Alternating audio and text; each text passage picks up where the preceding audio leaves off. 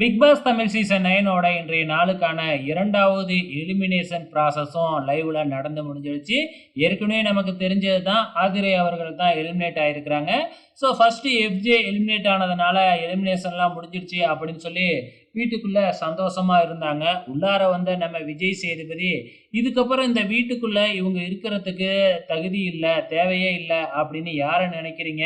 அப்படின்னு ஒரு டாஸ்க்க குடுக்க, எல்லாருமே ஒவ்வொருத்தவங்க பேர சொல்ல, அந்த டாஸ்க்கோட முடிவுல இன்னைக்கு எத்தனாவது நாள் அப்படின்னு சொல்லி கேட்குறாங்க. 77வது நாள் அப்படின்னு சொன்ன உடனே, 27 நாள் ஆயிடுச்சா? அப்படின்னா இன்னொரு எலிமினேஷன் பண்ணிட வேண்டியது தான் அப்படின்னு சொல்லிட்டு, டக்குன்னு கார்ட எடுத்து காமிச்சிட்டாப்ல. அதிலே ஆதிரை அப்படின்னு சொல்லி இருந்த உடனே, ஆதிரை அழுவ ஆரம்பிச்சுட்டாங்க. ஏன்னா அவங்களுக்கு 2வது சான்ஸ் இல்லையா? 2வது சான்ஸ்லயும் வந்த உடனே ஃபர்ஸ்ட் நாமினேஷன்லயே வந்து பார்த்தீங்கன்னா, இப்ப எலிமினேட் ஆயிட்டாங்க இல்லையா?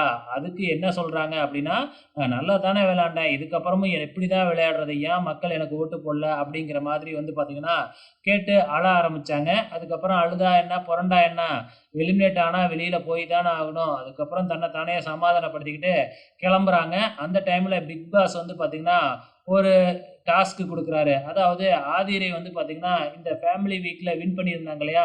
அவங்க ஃபேமிலிய 24 ஹவர்ஸ் தங்க வைக்கிறதுக்கு, அந்த ஆப்பர்ச்சுனிட்டிய மத்த 3 பேருக்கு யாருக்கு குடுக்குறீங்க? அப்படின்னு கேட்டாங்க.